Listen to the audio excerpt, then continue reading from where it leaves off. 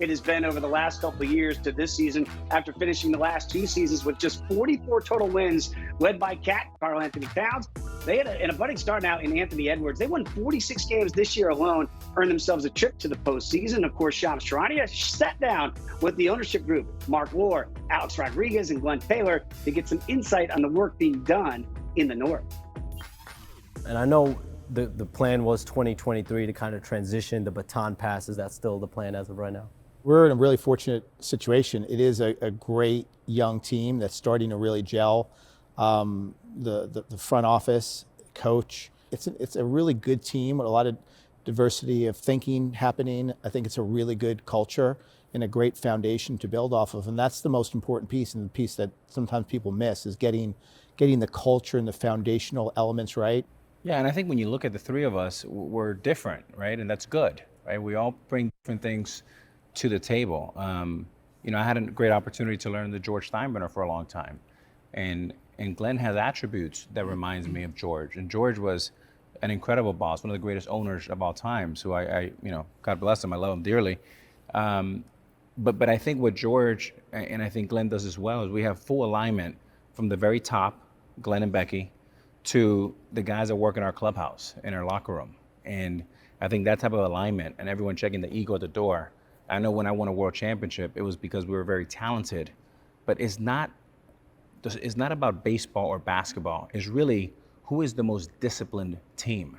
How important was that for you from jump? I know how much you guys prioritize just being in the community, but just taking it another step further with the fans as well. We're the lucky people that are fortunate enough. I mean, I grew up with nothing. My mom had two jobs.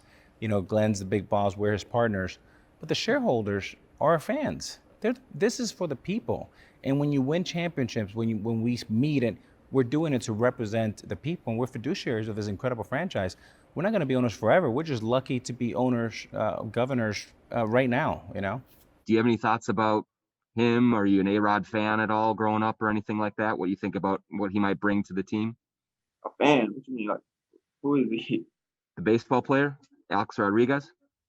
Yeah, I don't know who that is. Okay.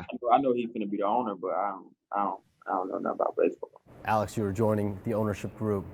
Anthony Edwards says, he had never met or heard of you.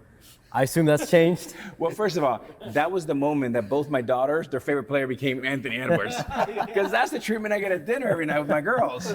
Oh man, they play that over and over again. So I tweeted back at him. I said, hey, I'm introducing myself. I'm Alex Rodriguez. I'm one of the new, people in charge here. Did that surprise you when you saw it? I loved it. I mean, look, you look at the way Anthony Edwards, and it's not just Anthony. We have some wonderful young men in our team and young women with links. But to me, Anthony Edwards is an incredible asset, not only to the Timberwolves and the NBA, but to all of sports. That's an incredible attitude to have. And Alex, you're a former player. You've won a championship. You played at the highest of high levels. Just what is your experience as a player you think helped you transition here, being able to talk to the players? I know you and Karl Anthony Towns have spent time discussing whether it's on the court emotions, how you balance things. What has that been like for you? Look, I mean, I think when you look at the scope of my career, I played for almost a quarter century. I've been very fortunate in a league where the average career is 5.5 years. I played for about 23. So I'm incredibly grateful for that. And I was able to win a world championship. But overall, there were some incredible highs and some very dark moments, right? And I get an opportunity to share more than anything with my failures about lessons learned with our players.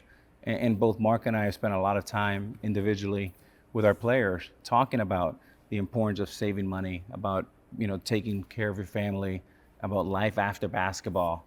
And I think that type of bond, I'm a person with brown skin just like them, right? So there's a lot of relatability, and I've really enjoyed it.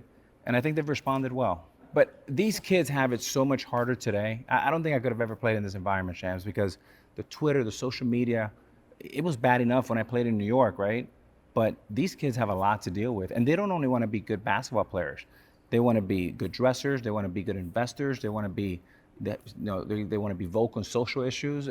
All these things that we really weren't. We were just ball players, right? So my hat goes off to all our players and all players in this environment today. What have you kind of seen from an arena standpoint? Have you guys looked into building a new arena, and where's that process been for you guys?